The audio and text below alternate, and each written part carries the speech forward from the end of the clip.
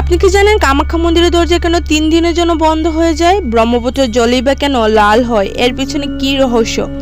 এই মন্দিরে কোনো মূর্তির পূজা হয় না, এই মন্দিরে হয় দেবীর যৌনির পূজা। সাদা কাপড় কিভাবে হয়ে যায় লাল? সত্যি কি মা কামাখ্যার রজস্বলা বা ঋতুমতী হন? ভারতে এমন অনেক মন্দির আছে যার রহস্যে মানুষ হয়রান হয়ে যায়, কিন্তু আসামের গৌহাটিতে এক এমন শক্তিপীঠ আছে যেখানে প্রতি বছর এমন কিছু ঘটে যা শুনে মানুষ চমকে যায়, আর যা মা সতীর সাথে সম্পর্কিত। রহস্য, আস্থা আর তন্ত্র সাধনার সবচেয়ে বড় ক্ষেত্র কামাখ্যা মন্দির। নীলাচল পাহাড়ে অবস্থিত মা কামাখ্যার মন্দির পৃথিবীর সবচেয়ে শক্তিশালী শক্তিপীঠগুলোর মধ্যে একটি।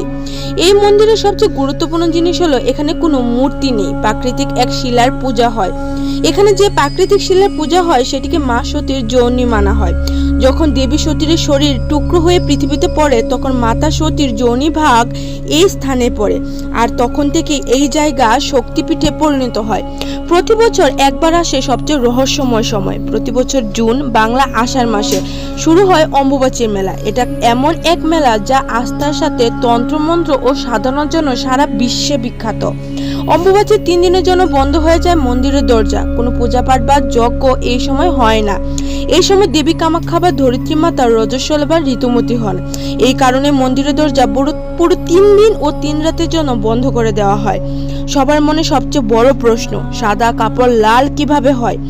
এটাই অম্বুবাচীর মেলার সবচেয়ে বড় প্রশ্ন। কথায় আছে মন্দিরের দরজা বন্ধ করার আগে গর্ভগৃহে একটি সাদা কাপড় রাখা হয়, যা 3 দিন পর মন্দির খুললে লাল অবস্থায় পাওয়া যায়। এই লাল বস্ত্র ভক্তদেরকে আশীর্বাদ হিসেবে দেওয়া হয়। ভক্তরা এই কাপড় পরম শ্রদ্ধায় মা কামাখ্যার আশীর্বাদ হিসেবে বাড়িতে নিয়ে যায়।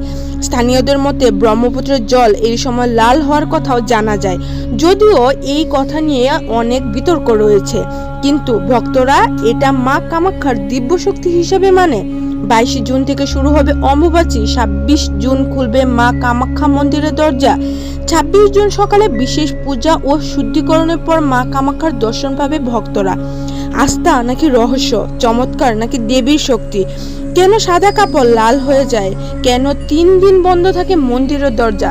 আর কেন লাখ লাখ ভক্ত এই রহস্যকে দেবীর শক্তি মানে? এই প্রশ্নগুলো আজও মানুষের মনে, কিন্তু ভক্তদের জন্য এটা কোনো রহস্য না। মা কামাখ্যার অপার মহিমা। মা কামাখ্যা আপনাদের সকলের জীবনে মঙ্গল বয়ে আনুক। কমেন্টে লিখুন জয় মা কামাখ্যা। আর এরকম আরো ভিডিও পেতে আমার চ্যানেলটি সাবস্ক্রাইব করে লাইক কমেন্ট শেয়ার করে পাশে থাকবেন।